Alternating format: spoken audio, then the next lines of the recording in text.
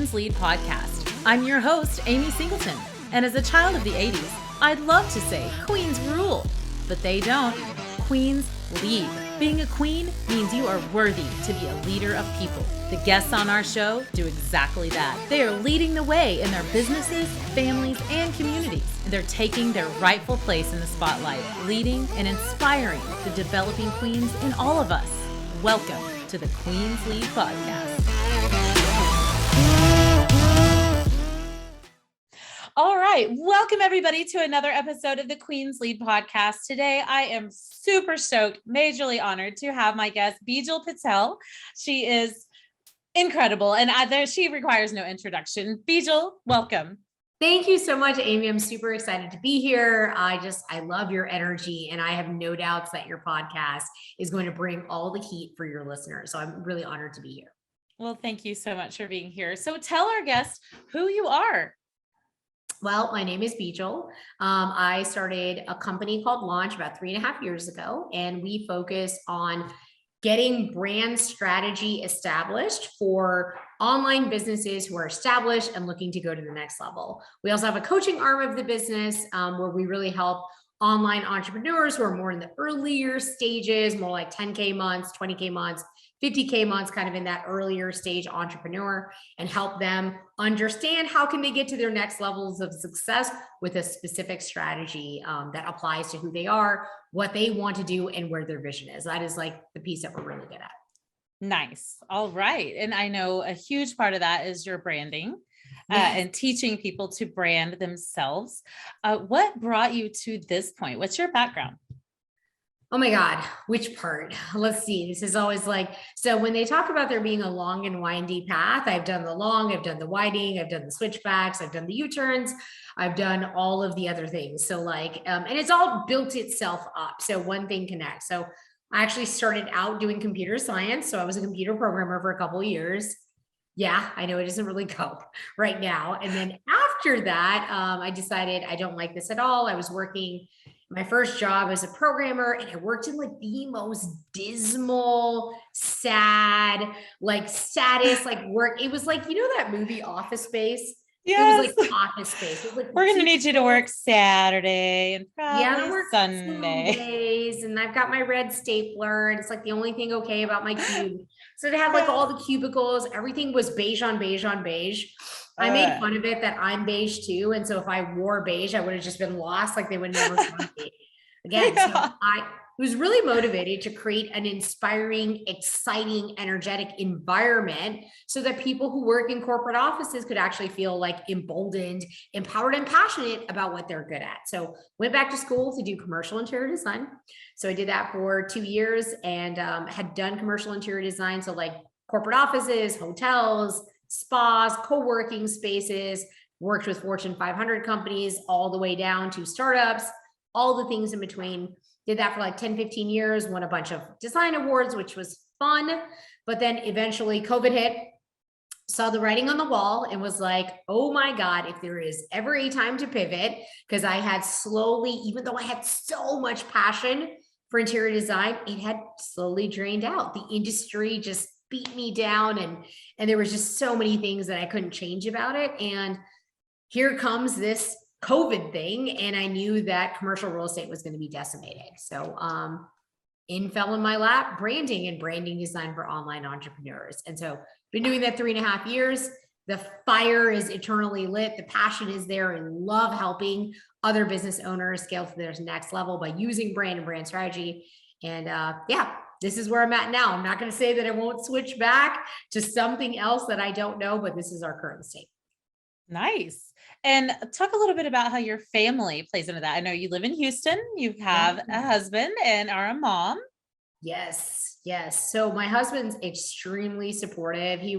I was dating him when I decided to like leave computer science and go do interior design and go pay for the master's degree. And it's kind of just been, you know, the boyfriend to the fiance, to the husband, to the like now my like entrepreneur power couple.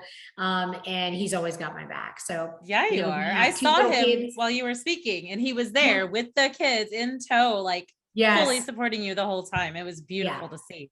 it was really awesome. So he was really encouraging. He was like the behind the scenes, when you're like all anxious and you're like, I don't know if this is good enough. And like, what if I should have reworked the slides? Or I don't think this whole thing is good at all. I feel like I should throw away the whole thing. And he was out on the sidelines, like constantly pulling me back, being the rock, making sure that like I have a soft place to land when I want to like rip everything apart. So I have him. I got my two wonderful kids. My daughter just turned 7 and my son who's 4.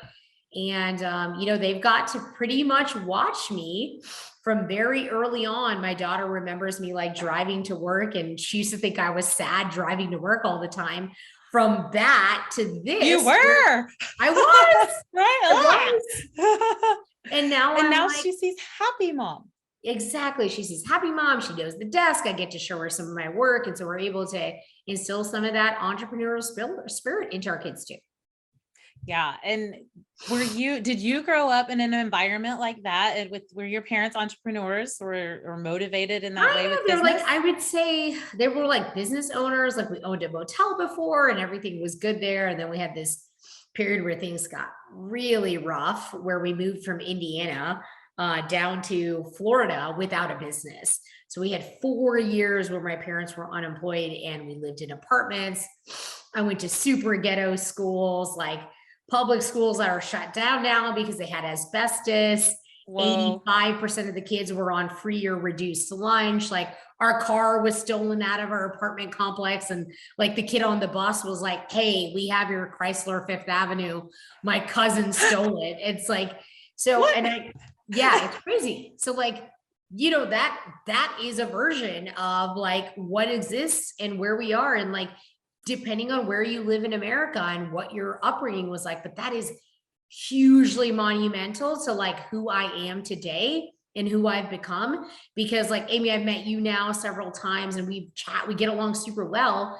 And it's because you and I have had colored paths. So like we can get along with any person, any background, any demographic. I don't care. I've worked with billionaires and I can be best friends with the janitor. Like I can see all the different stratas. And I literally thank my parents for that really, really shaky time for those 4 years where all the economics were uncertain and my parents were unemployed and there was fear around, are we going to have enough money to pay for rent? And when's the money going to run out of our savings? And after that, my parents bought an Orange Julius, which is a smoothie shop. Yeah. So they bought that, and I was working that thing since I was like 12 years old, selling smoothies, working at the mall after I, dropped my backpack off in 6th grade. So like, it is a big part of who I am, what I stand for, my passion, and why creating wealth in people's businesses is so important to me.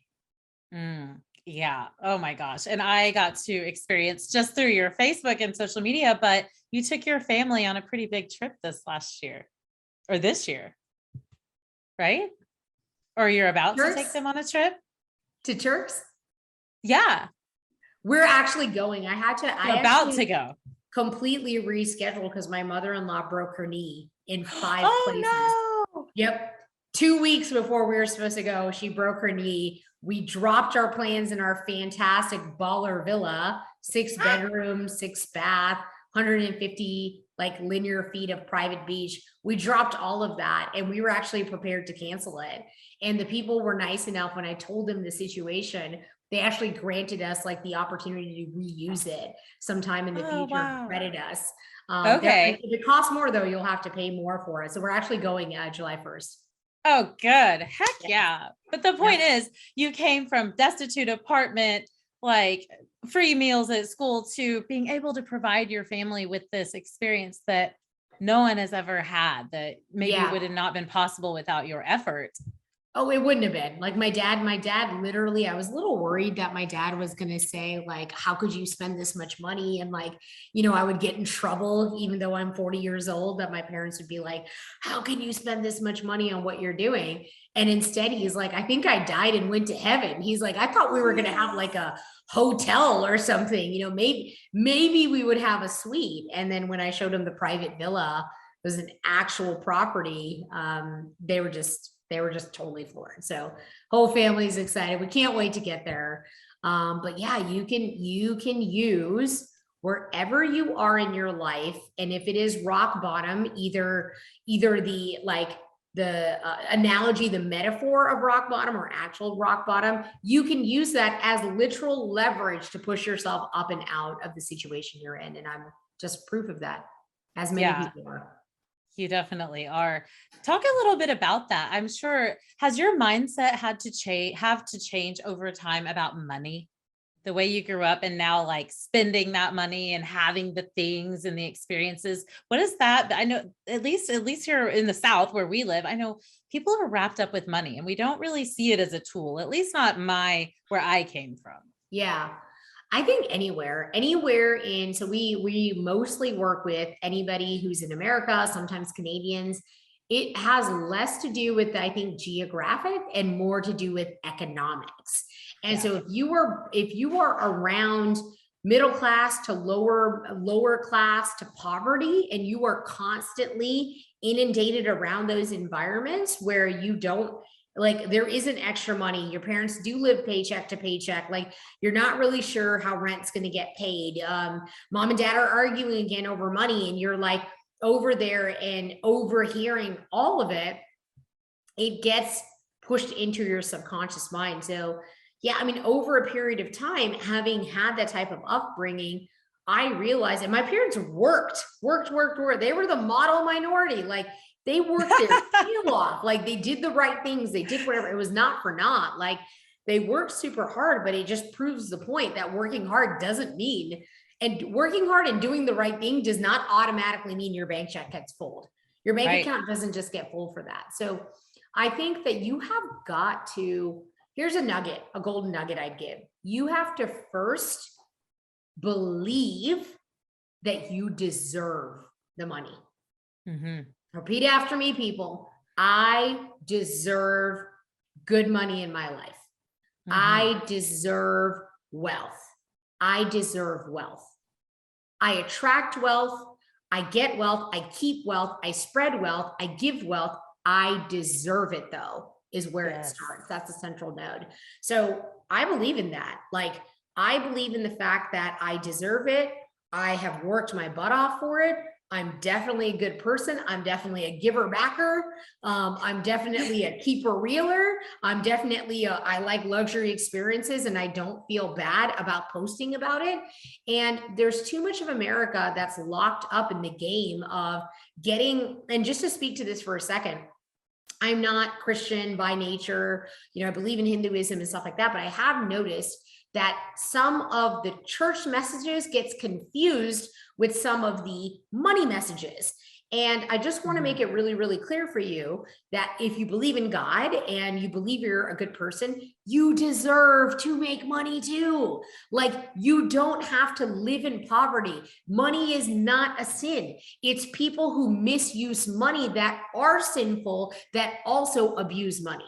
It's not the other way around. So money is simply energy, and you deserve it too. Like, your God wants you to be rich too. So get the heck out of your own way and go fill up that bank account. Right? Yes, girl. Yes. Fill it up. Attract it. The power of attraction is everything. You deserve it, especially that part about the giver backer. Yes. You can't not earn. When you're giving constantly, it's like breathing. You can't breathe out without having to breathe back in. It's just impossible. Exactly. And a lot of people have that as their intentions, but they feel guilty about something that got misconstrued. And it's like, hey, let's not forget, like, keep your bank account separate from your church account. Okay. They're two separate things. Your soul account will be fed by the fact that you have money in your account and you can help other people, and you deserve to take care of your family first. You deserve to get the nicer and finer things in life. Like, just because you give back does not mean you have to live in poverty. Right. It does not mean you have to be middle class. You can choose to be. And I think a lot of money is a mindset. I really do. I don't think there are people who are at $1 billion net worth who feel poor. Yeah. They're at $1 billion. They feel poor because they're comparing to Jeff Bezos. There are other people who got $1 to their name and they feel rich. So money is a mindset. Wealth is a mindset. And when we start recognizing that, it has less power over us. Yes. Yes. Take back that power. Listen up. Yes. Listen to Bijal. She knows the things for sure. Yes. Yes. No, I'm so glad you asked that. Money mindset is so important. It is. And it's really limiting for so many people, like you said, that grew up middle class or feel the guilt about earning or yeah, it's a whole vibe that we've got to learn to get over. Right. Right. Because we're just putting ourselves in the cage and then locking it by having that guilt over out earning your family. Like, what if you do out earn your family and then you could be there as a support mechanism when like Aunt Betty breaks her leg? Yeah. She needs extended hospital in care. 5 places in her knee. Exactly. That's expensive, by the way. All the accommodations, the PT, all of that stuff, the doctors, all that stuff. So like, be the example for your family. Don't be afraid to step out. Like, don't let average, dumb, and mediocrity hold you back from what your full potential is. Speaking of full potential, tell us about what it looks like to be a launch client. The name of your business is Launch. Yes. And how are you launching people in their online businesses? Well, depending on which program they're in, we've got the branding side of the business, which is like most of what we focus on. We also have the coaching arm, but it all starts from the same place, Amy. It literally starts from doing a deep dive into who the person is. We go deep, deep, deep, deep, deep, deep, deep. You think you're deep? No, you're not. Not at the level we're deep. We are so analytical. We are so present. We are so compassionate. We go really deep to extract out what is your secret sauce. What makes you you? What about you is going to, once we pull it out, where is your fullest, highest, most potential? What does that person look like? What are their goals? What are their dreams? What is their vision? What is the impact that they're having in the world? Who are they helping? Why are they helping them? What's the legacy they leave behind? We look at all of that. When we can map out and extricate out what their secret sauce is, we just package it up with the visual branding. So then we got the logos, the colors, the fonts, the taglines, all of the messaging and positioning. It makes so much sense because we've stopped and take a moment to go super deep with them and understand who they really are. Most of our clients, one of the things that a lot of them say in unison is that I thought I knew myself really well because I practiced self-awareness, gratitude journaling, but I've never felt as seen as I did when I was on the calls with you guys. So we're able to pull it out and hold a mirror so people see their 2.0, 3.0, 4.0 version of themselves. We introduce them to that person. That is what we do. Really nice. Fun. It is like really fun. The funnest, coolest. It's like as fun as like at a gender reveal party where they like pull the thing out. And you're like, like you don't have there's like you have so much adrenaline pumping. You're like, is it blue? Is it pink? Is it blue? Is it pink? Like it's just so exciting. It's like that. I feel like that's the level of excitement. Yeah, because then the person's like, yeah, I know who I am. Yep. And once I'm a girl. I'm a girl. But when they find out the truest, most potent version of who they are, it's like meeting the best and highest version of yourself. It is really radically powerful. Like, yeah, it creates this passion within people, and then their energy level skyrockets, and boom, they just attract money. They just attract money. Money just starts coming to them. That sounds woo, and it's so true. So I've got my business side. I have a little bit of woo. I kid you not. If you can plug people into their highest potential, money follows that like ridiculous. And it's related to your energy level. Have you ever noticed that you meet someone and you're just attracted to their energy? Oh yeah, you immediately. Same back like last year, right? Like, for real. Yeah. So like same back, like you can feel their energy, like they're in the room, they're in this space. And it's like, that's something to pay attention to and get your body around them, because then your energy level will raise as well. That's when you're starting to tap into next level powers of things that are within you that you're just not able to tap into. Nice. So who is this for? Who are most of your clients? Established online business owners. So anywhere from, for coaching, it's anybody who's making about 10K revenue months all the way up to 50K revenue months. that is what we call like semi-established to starting to get established. Yes, I did clarify that for the audience. 10K months is you semi-established, yes. Making 6 figures a year. You do not die and become a unicorn. There is a lot more runway to go because that's revenue, folks. That's not what you're bringing in the door. Right. And it's also like being an expander for people to understand that 6 figures is a starting point. So people who are right at the 10K months to 50K are great for coaching.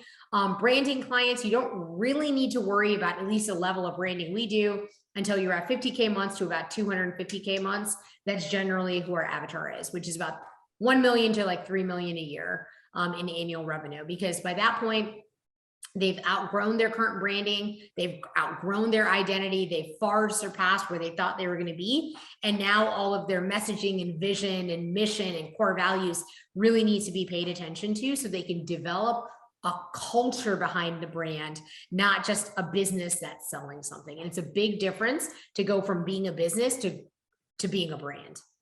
Yeah. So dive into that a little bit more. What truly is the difference? I mean, I'm sure a lot of your clients are speakers and coaches and someone who's really building their own personal brand because they are the product. What about someone who has a product? And what's kind of that difference?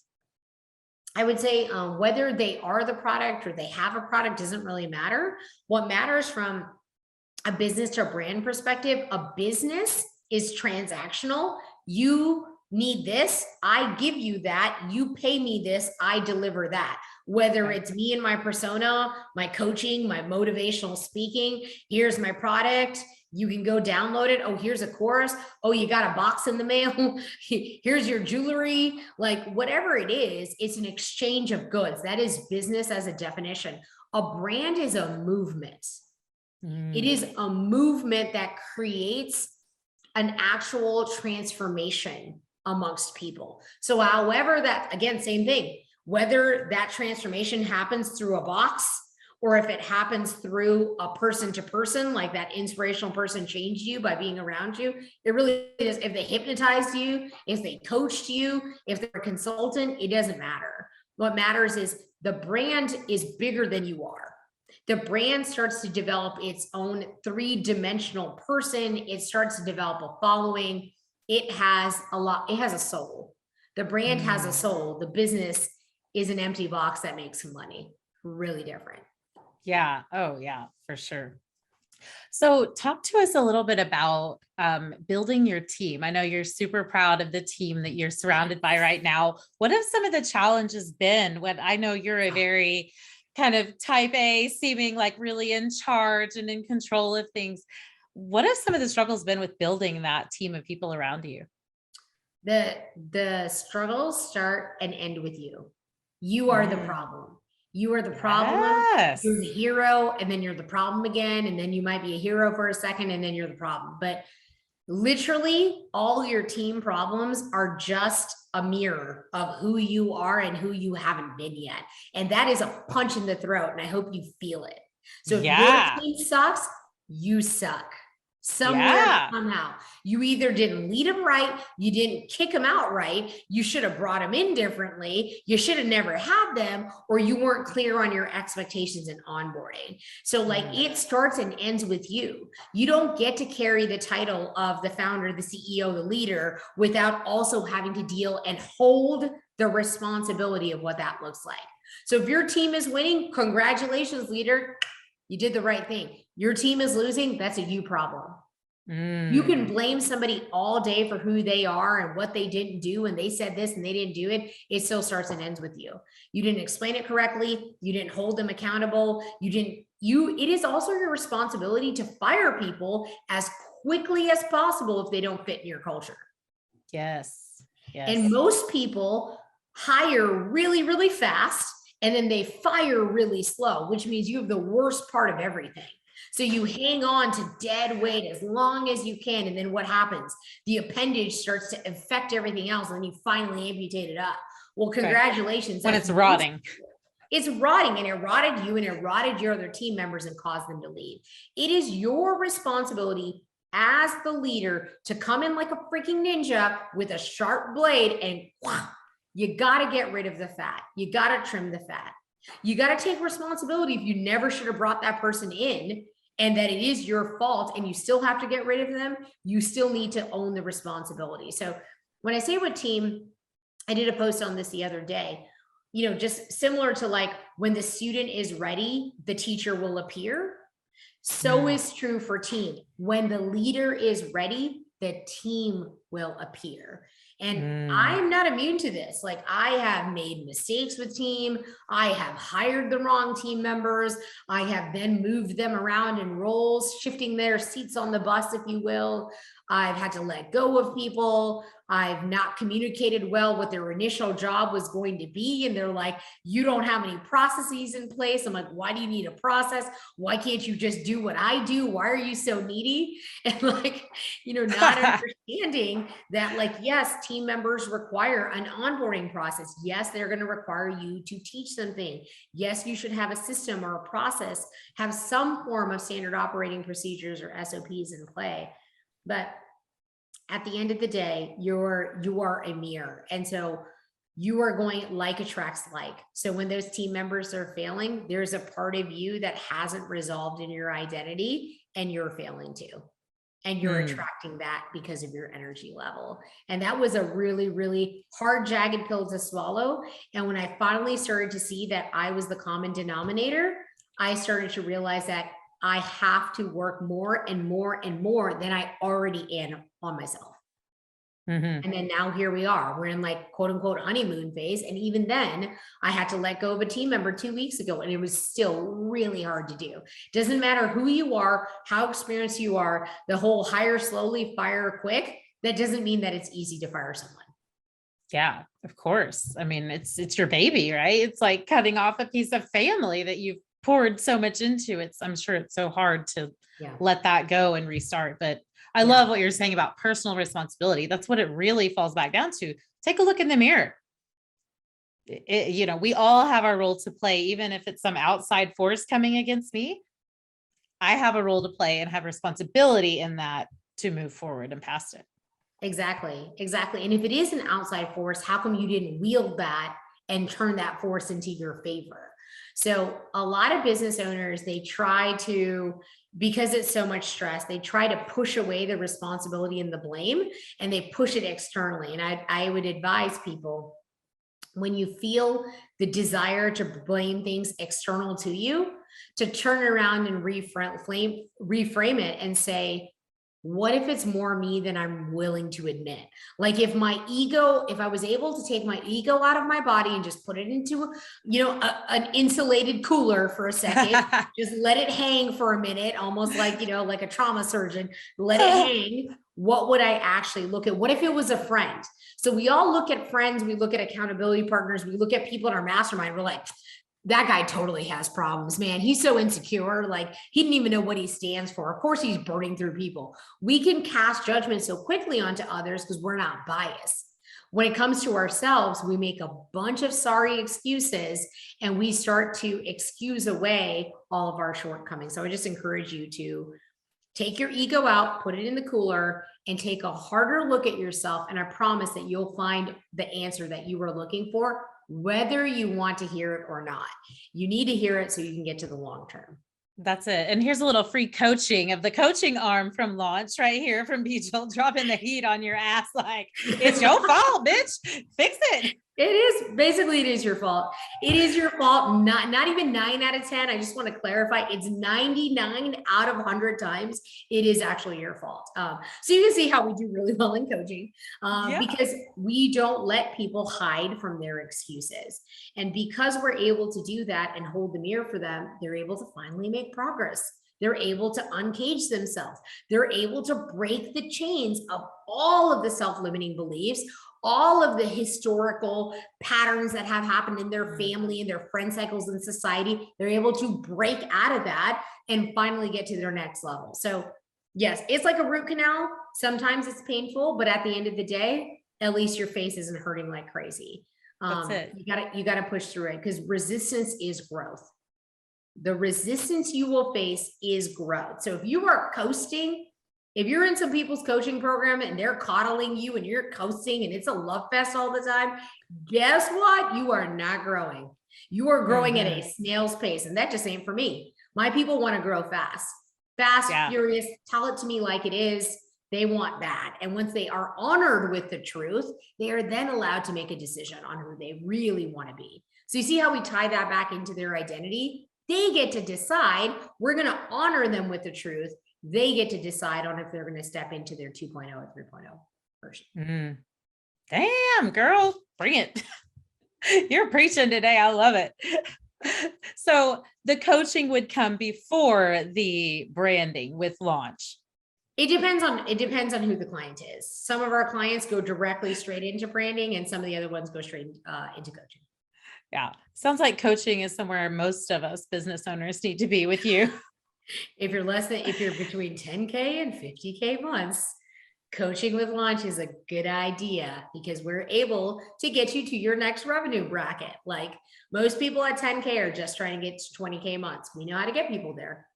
Yeah. 4 out of 5 people who've gone through our program, since our coaching program is really new, it's beta released, is they've hit record months. And it's because our unique philosophy of customizing that strategy path of what's going to work for you, Amy, may not be the right thing that works for Bob or works for Sally or works for Chris.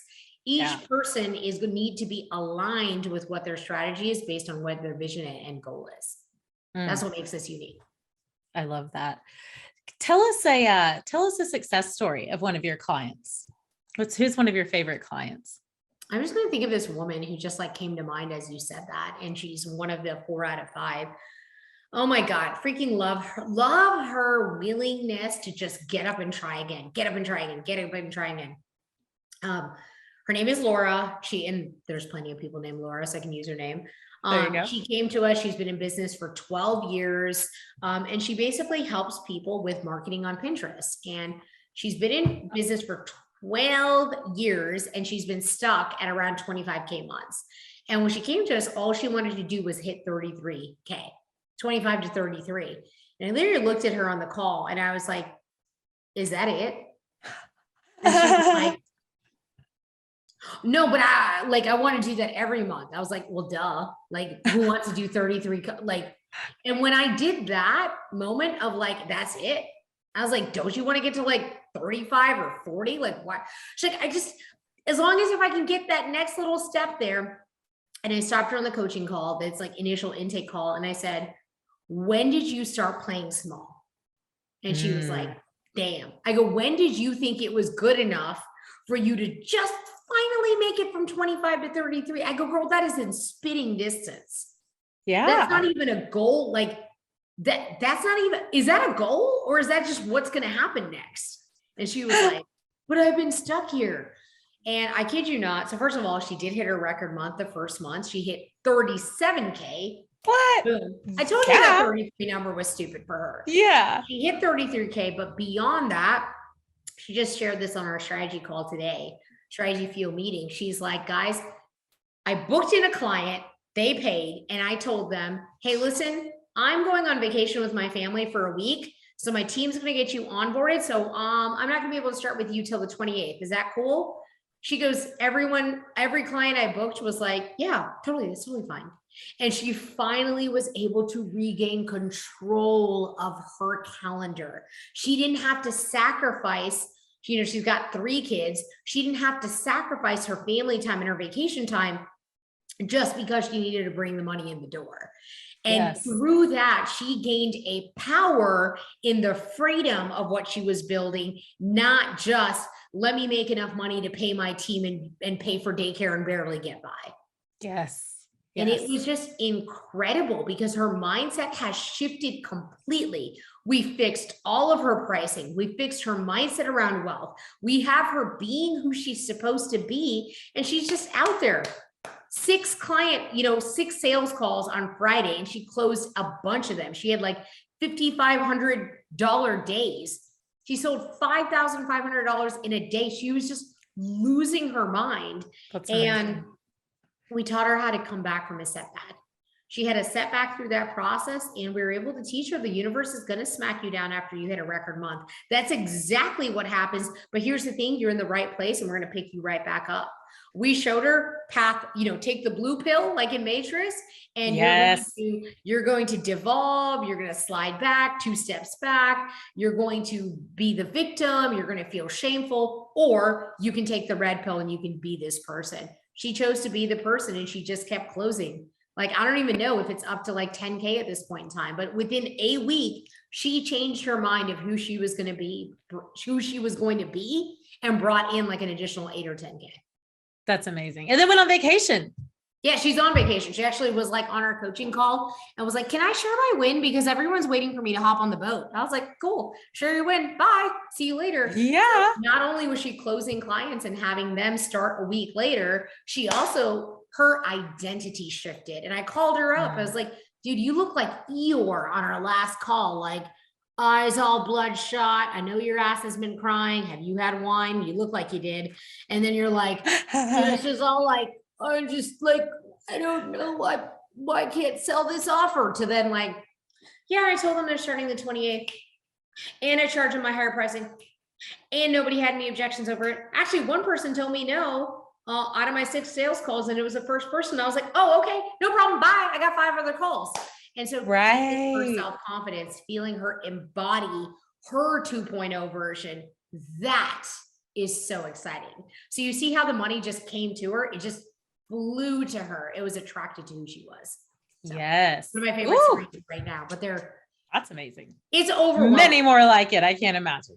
There is. It's actually, this is something I should do a better job at. So me coaching myself, I should share more client wins. And sometimes I don't, for just, I feel like my own like childhood humility sake, where I'm like, it's going to sound like I'm not even being real. Like, people aren't going to believe me that all of this happened. And like I kind of have to force myself. So I'm glad you asked the question, because it reminds me that's probably something I should talk about instead of just have it happen and then move on with my day. But it's exciting. When so many good things are happening, it's hard to share it all.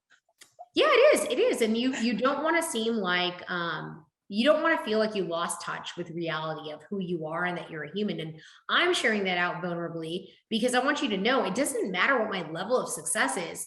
I'm still a human. I still need coaching. I have a coach. He regularly whoops my ass. And I'm thankful for him for that. But he does not allow me to be a lesser version of me. And if he senses that's happening, boom, I'm filleted out on a call. And I'm like, can you stop? Oh, I get it. But I'm better for it at the end of the day. So that's coaches need coaches. Whoever you are, we all need guidance to get to our next levels. Mm-hmm. Yeah. And growth is painful. You're right. If you're comfortable, you're not growing. I remember so vividly waking up in severe pain as a kid between like, I don't know, 7 and 12 or something with leg pains. Yeah. And they just called it growing pains. I thought I had bone cancer or something. It was that painful. And I remember that exact thing. I had the same thing with the leg pain. Oh my God, it's excruciating. Yes. But guess what? We're all of 5'5" now. So I must have missed those 3 inches, Amy. Like, what happened to mine? I don't know. Like, I don't think if you grew any more, you'd be taking over the world right now. So I know. I feel like the smaller you are, the more you're like, nom, nom, nom, nom. Like you're just like all the passion, like I don't know. Yeah, like my husband says, I get to be like an angry chicken. I'm just like, yeah, I always laugh. I was like, joke with myself. I was like, when my team finally met me, they're like, wow, you are tiny. I was like, where do you think all the ferocity comes from? Where do you think all the passion comes from? Like tiny people like are like that. Yeah, exactly. You're like a chihuahua, like complete persistence, never giving they are up. Also Amazonian women. They're like all like really, they feel tall. Well, actually, one's 5'6", but even her, I was like, dude, you just like, I was like looking up at everyone who's 5'9" and 5'10". I'm like, is that normal? Like, Jesus. But no, no, you're absolutely right. Growth is painful. And if we can start trading out for short-term pain so we can have the long-term gain, if we can start practicing that in business, I see far too often people with good intentions take their foot right off the gas right before you're about to win. Mm-hmm. I mean, think about birth, right? You've had children. I've had children. We've given birth. Birth wasn't fun. And I had all the drugs. I took all the drugs, y'all. I was not going to do a natural birth, okay? Some of us fierce people don't like actual physical pain, okay? We're okay with mental pain. But no, it was horrible. But I got a life out of it. I got 2. Went back for seconds. So literally, when you think about it, people tend to give up when they are face down, ass up, because you're just at the end of it all. You can't see clearly. There's nothing left. Everything you tried smacked your ass down. Well, guess what? One more. It's something Ed Milet talks about. He has a book out actually called One More. Highly recommend you get it. I'm like obsessed with this dude right now. I actually want to be the female Ed Milet. So Amy, I've shared that on your podcast. First time I've ever admitted it and said it, but I am so like fangirling this dude. I'm like, and then I found out we had share a birthday. So now I'm deciding that I'm supposed to be the female Ed Milet, but he's got this book out and you just have to keep telling yourself just one more, just one more day, just one more hour, just one more offer, one more sales call, one more freaking coach. Just because your last 3 coaches, cry me a river, like right here, cry me a river. Yes, some of your investments are going to fail. That is called life. You will learn something from it and you're going to keep it moving. Like don't ever let life get in the way and just keep picking yourself back up. Yes. I love that. I continue to hear this in my head from coming from a place where I was literally depressed, ready to kill myself multiple times on my couch. And my grandmother, who just turned 80 this week, kept telling me, just keep going. And you know what? Instead of being dead and depressed and drunk and crazy the way I was able to pull together with my family and throw her a surprise 80th birthday party because of just keep going. And we did that this last Sunday. So amazing. Whether it's yo granny or Ed Milet or Bijal telling you, just keep going one more time. Don't give up. Persistence win. Do the freaking thing. Yep. One more time. I love that. Yes. I love that. Oh my God. I'm so pumped up.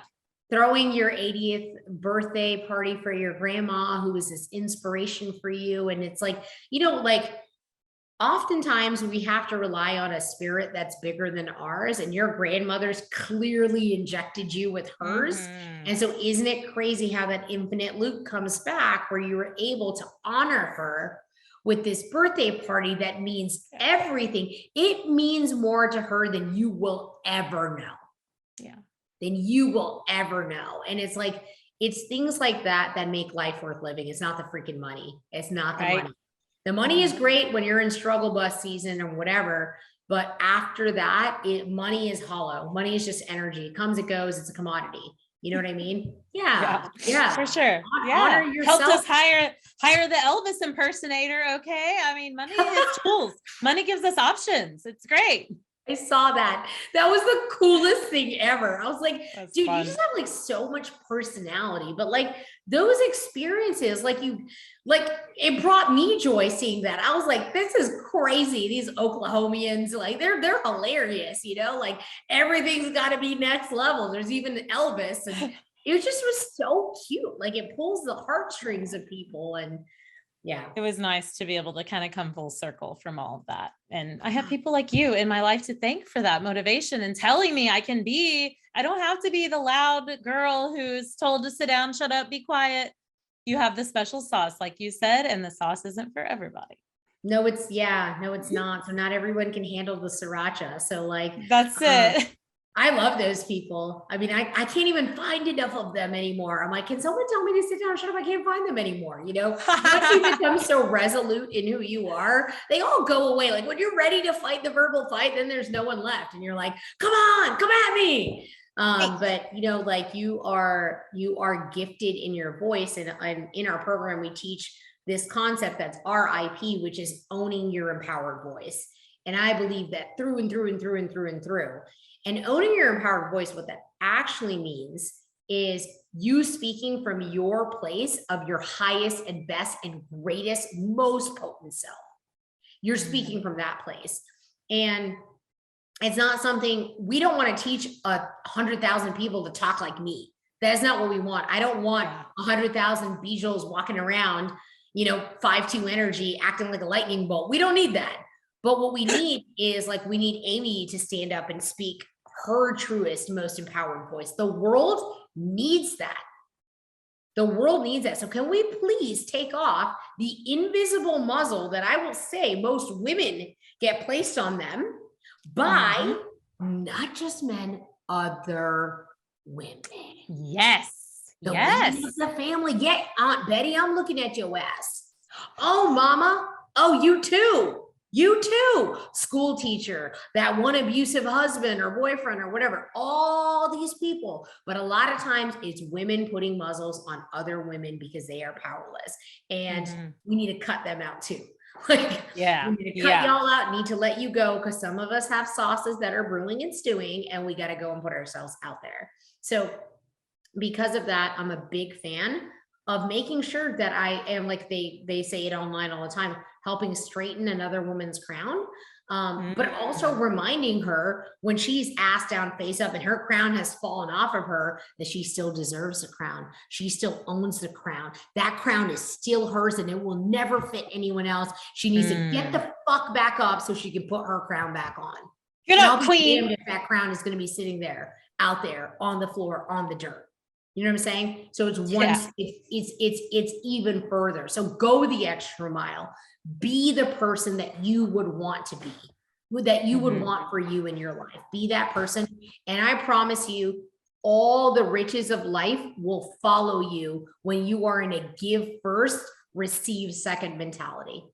Girl, I'm fired up. Tell the listeners where, if they want to get fired up and work with you, they're in that place where they need coaching, they need branding, a real brand that fully encompasses who they are and what they stand for. How do they get with you? Go to our website, easiest way. We launched WELAUNCH.design. And then there's a place you can go there. You can book a call. You can actually hop on a call with me.